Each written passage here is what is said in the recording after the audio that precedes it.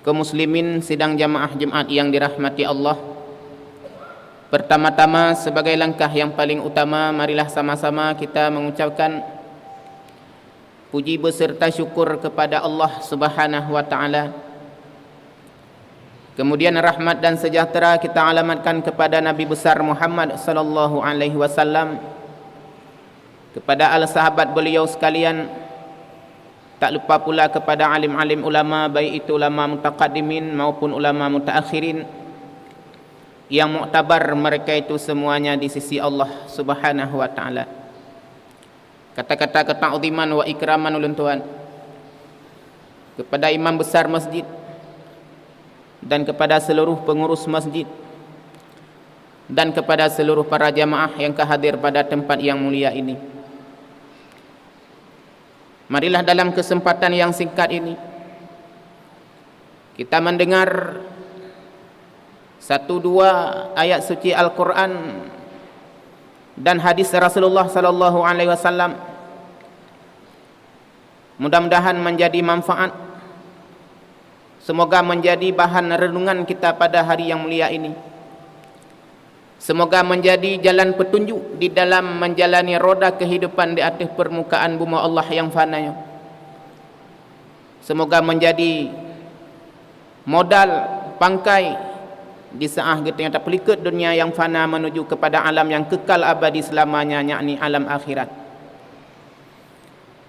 Sabda Rasulullah sallallahu alaihi wasallam dalam sebuah hadis, inna awwala ma yuhasibu bihi abdu yaumal qiyamah min amalihi salatun, kata Rasulullah. Sesungguhnya amalan yang pertama kali diperiksa, dihisab, diminta pertanggungjawaban di hadapan Allah Subhanahu wa taala di hari kiamat adalah sembahyang. Fa in sulihat faqad abraha wa abjaha. Seandainya sembahyang yang sempurna, maka sungguh getanya yang melaksanakan akan diberi bahagia oleh Allah Subhanahu wa taala di hari kiamat dengan dipersilahkan masuk ke dalam syurga. Fa in fusidat faqad khaba wa khasara. Seandainya rusak sembahyang yang getanya kerjakannya, maka getanya akan menjadi golongan-golongan orang-orang yang rugi dengan dipersilahkan masuk ke dalam neraka. Kaum muslimin sidang jamaah Jumat yang dirahmati Allah, dapat kita pahami dalam hadis yang mulia tersebut betapa pentingnya sembahyang dibandingkan dengan amal yang lain. Bahkan sembahyang amal ibadah yang pertama kali diperiksa oleh Allah Subhanahu wa taala. Alasan yang pertama, sembahyang merupakan tiang agama. As-salatu imaduddin, kata Rasulullah. Sembahyang adalah tiang agama. Tiang adalah tempat bergantung sesuatu yang lain. Sembahyang merupakan tiang agama, tempat bergantung amal ibadah yang lain. Getanya nata puasa, haji, zakat dan seluruh amal yang lain akan digantungkan pada sembahyang. Jika diterima sembahyang, maka amal yang lain pun ikut diterima. Tetapi apabila hanya diterima sembahyang oleh Allah, amal ibadah yang lain pun ikut tidak diterima, sia-sia. Alasan yang pertama. Alasan yang kedua adalah karena sembahyangnya adalah Rasulullah langsung menerima daripada Allah Subhanahu wa taala, bukan melalui wahyu, tetapi Rasulullah langsung diterima gedera bak langit yang ketujuh, bak Sidratul Muntaha. Waktu Nabi Isra dan Mi'raj, terjadi Isra Mi'raj 10 tahun sesudah Rasul diangkat menjadi Rasul, semasa Nabi mantang di Mekah, tepatnya di tanggal 27 Rajab. Kemudian alasan yang ketiga, sembahyang yang kita kerjakan adalah bentuk-bentuk amal ibadah malaikat yang di langit. Nah, sebagian malaikat di langit berdiri tegak lagi kita pupuk sembahyang. Sebagian malaikat gerukuk, sebagian malaikat sujud. mulai pun jid ke sampai kiamat dunia. Kemudian Allah kumpulkan ubina amal ibadah malaikat yang na di langit, disatukan, dijadikan menjadi ibadah untuk umat Muhammad sallallahu alaihi wasallam yang dinamai dengan sembahyang. Kemudian alasan yang kelima adalah sembahyang yang kita kerjakan adalah kumpulan sebahagian ibadah para nabi yang dahulu. Sembahyang subuh yang sembahyang Nabi Allah Adam alaihissalam. Kemudian sembahyang zuhur sembahyang Nabi Daud. Sembahyang asar sembahyang Nabi Yaqub. Sembahyang maghrib sembahyang Nabi Sulaiman. Sembahyang isya sembahyang Nabi Yunus. Dipusaha oleh Allah daripada ibadah para nabinya menjadi satu ibadah kepada umat Muhammad yang dinamai dengan sembahyang. Dengan sebabnya kaum muslimin, lantaran sembahyangnya adalah ibadah yang pokok, baik sagai-sagai kita yang tinggalkan. Jangan coba-coba untuk meninggalkan sembahyang. Bagi kita yang meninggalkan sembahyang akan diancam, diazab oleh Allah Subhanahu wa taala. Azab yang cukup berat pedih. Bahasa Rasulullah sallallahu alaihi wasallam sedang duduk, tiba-tiba datangnya malaikat Jibril. Tujuan Jibril menyampaikan cerita-cerita ancaman-ancaman kepada orang-orang yang tidak melakukan sembahyang. Gekele Jibril ba Rasulullah sallallahu alaihi wasallam, ya Jibril, ya Muhammad, umatmu yang tidak melakukan sembahyang tidak akan diterima puasanya, hajinya, zakatnya, sedekahnya dan lain sebagainya, ya Muhammad. Orang-orang yang hai tempo buat sembahyang, ya Muhammad, akan dilaknat oleh Allah Subhanahu wa taala sebagaimana yang tercatat di dalam kitab Taurat, Injil, Zabur dan Al-Quran. Orang yang hana sembahyang lam siuro tren laknat kepada orang yang 1000 laknat. Orang hana sembahyang lam siuro 1000 laknat yang tren daripada langit. Kemudian kata Jibril kepada Rasulullah, ya Muhammad, tidak pantas bagimu untuk memberi syafaat kepada orang-orang yang tidak melakukan sembahyang di hari kiamat. Hana hak kata Muhammad untuk bersyafaat sehingga hura kiamat ke orang hana sembahyang. Kemudian kata Jibril pada Muhammad, jangan engkau ziarah apabila dia sakit. Jangan engkau ikut mengantar jenazah kepada kubur apabila orang yang hana sembahyang. Jangan engkau makan, minum, duduk bersama orang-orang yang tak ada sembahyang. Karena Muhammad di saat keputeren bala oleh Allah Subhanahu wa taala, jatah keputeren kepada orang yang hana sembahyangnya. Tapi lantaran kitanya bersama orang-orang yang tidak melakukan sembahyang, ikut kena azab, ikut kena siksaan Allah Subhanahu wa taala. Dengan sebabnya ke Jibril, Muhammad baik sagai tabah rumah dengan orang hana sembahyang. Janganlah engkau sertai bersama orang-orang yang tidak sembahyang, makan, minum dan lain sebagainya. Dan le ancaman-ancaman yang lain kepada kitanya yang hana tatim sembahyang.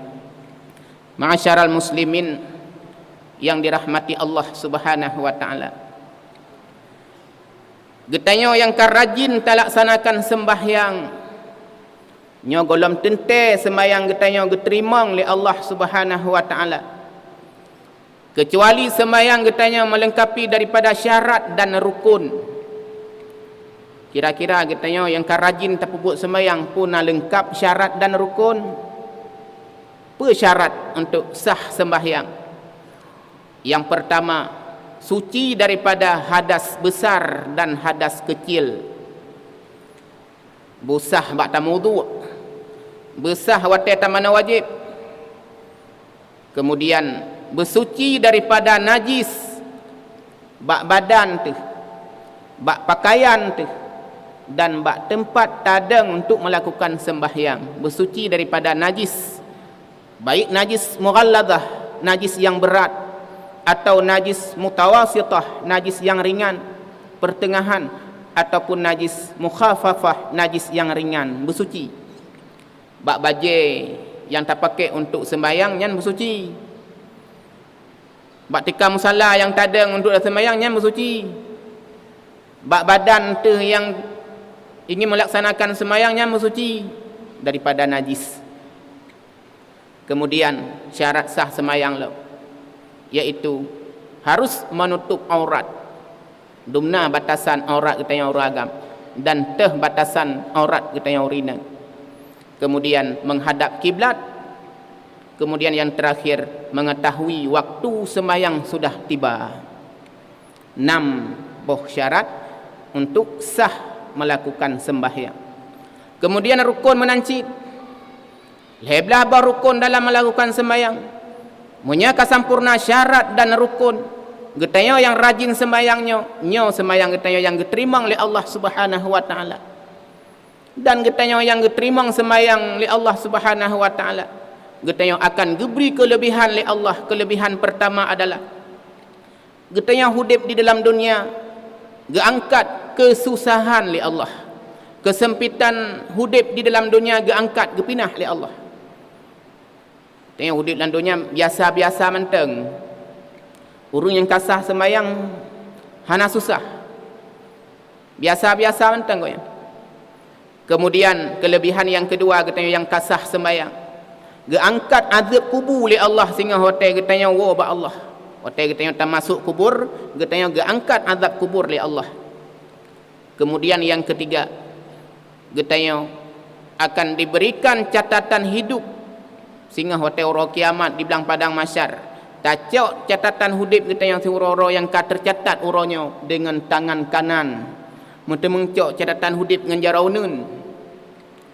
Kemudian yang keempat, kita yang kasah sembahyang lewat titik siratal mustaqim bagaikan kilat yang menyambar. Kemudian yang kelima, kita yang merumpuk dengan Allah Subhanahu wa taala di dalam syurga. Nyan kita yang menyeka diterima sembahyang. Tetapi menyagitanya hana diterima sembahyang, hana lengkap daripada syarat dan rukun, rajin tak buat sembahyang, tapi seolah-olah getanya hana tak sembahyang. Getanya dah sembahyang rajin, jamaah rutin, tapi hana lengkap syarat dan rukun, hana sampurna syarat dan rukun. Yang getanya mantang dianggap oleh Allah belum melaksanakan sembahyang. Yang kedua ciri-ciri getanya yang rajin sembahyang tapi getanya mantang je ke asal neraka. Itu yang rajin sembahyang tapi mantang asal neraka.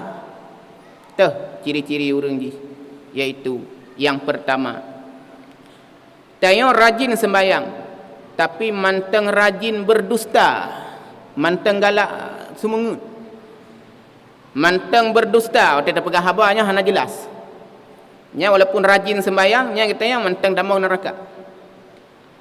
Kitanya walaupun dah sembahyangnya rajin tapi sembahyang tanya hana diterima oleh Allah. Tanda di adalah kitanya sembahyang nah tapi dusta pun kitanya senang tu. Sembahyang nah tapi semungut nah tapi.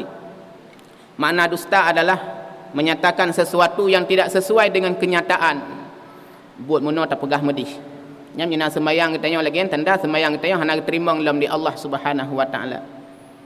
Dan dustanya adalah salah satu daripada dosa besar yang ancaman siksa sehingga hati orang kiamat. Dan kita yang tenggalak untuk berdusta, berbohong yang bertatepa bahawa kita yang mantang munafik. Kita yang mantang na ciri-ciri munafik. Tanda-tanda orang munafik nalhe. Kala Rasulullah ayatun munafiqi salasun. Tanda-tanda ciri-ciri orang munafik ada 3. Idza hadasa kadzaba ke Rasulullah, apabila berbicara selalu dusta, nyan ngikeun munafik menteh. Ya walaupun rajin dah sembahyang tapi kita yang mantang berdusta. Yang sembahyang tayang hana diterima oleh Allah. Kemudian wa idza wa'ada akhlafa, apabila berjanji mengingkari. Janji uronyo tapreh tanya uronyo ternyatakan. Apa wa idza tu'mina khana, apabila tak percaya mengkhianati. Yang heboh tanda katanya munafik. Apabila tak pegang khabar hantam betul, apabila berjanji mengingkari, apabila tak percaya dikhianat. Yang walaupun tengok mantang sembahyang Janamun katanya manteng tamang dalam neraka. Kemudian yang kedua, ciri-ciri orang yang semayang tapi manteng tamang dalam neraka, goyang semayang na tapi makan riba pun senang goyang. Semayang na laju-laju, kemudian makan haram pun senang. Goyang manteng galak paju harta riba, manteng galak menyalurkan riba, manteng galak menyaksikan tentang akad riba dan lain sebagainya. Nyan walaupun nak rajin dan semayang tanya golong keterima oleh Allah Subhanahu wa taala. Makan haram, makan riba adalah salah satu dosa besar yang ancaman siksa kepada kitanya. Oleh Allah Subhanahu wa taala mengatakan di dalam Al-Qur'an, ya ayyuhalladzina amanu, hai orang-orang yang beriman, ittaqullah, bertakwalah kepada Allah. Bertakwalah kepada Allah, takutlah kepada Allah. Kemudian Allah kata wazaru ma baqiya minar riba, tinggalkan sesuatu yang kekal daripada riba, kan Allah. In kuntum mukminin, jika kamu orang beriman. Allah kepegah menyertanya orang beriman kubah ribanya. Tapi menyatakan katanya orang beriman silakan makan riba. Menyertanya orang beriman tinggalkan riba. Menyertanya orang beriman silakan. Fa illam taf'alu, jika tidak engkau kerjakan seperti perintah Allah, Allah hanggebi makan riba, Allah hanggebi paju harta haram. Fa'zanu biharbin minallahi wa rasul, akan datang peperangan daripada Allah dan daripada Rasul. Ya, yang ancaman kepada kita yang makan harta riba, harta haram. Kita rajin semayang, jamaah pun rutin, tapi harta haram pun mantang getanya makan. Nya bertata semayang getanya golong geterima oleh Allah Subhanahu wa taala. Kemudian ciri-ciri yang ketiga, getanya tak sembayang tapi hana geterima, getanya mantang tamang dalam neraka oleh Allah. Getanya rajin sembayang tapi galak getanya mengunjing, galak getanya mengupat. Semayang tapi mengupat pun hana kurang. Makna mengupat adalah bahasa bahura Rasulullah sallallahu alaihi wasallam getanya mbak sahabat, ya sahabat, atadru ma riba, apakah engkau kenal apa itu upat? Ya sahabat, na tak kenal, na tak tahu tah yang akan upat. Qalu kulli sahabat, Allahu wa rasulu a'lamu, Allah dan Rasul dan terlebih mengetahui kiban yang akan upat.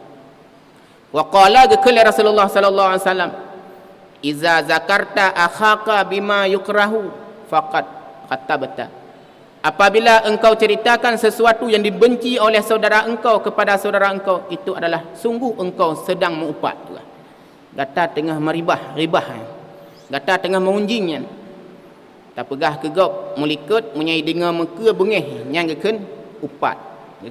Getanya yang rajin sembahyang tapi mupat pun rajin, nya bertata-tata sembahyang getanya golong geterima oleh Allah Subhanahu wa taala.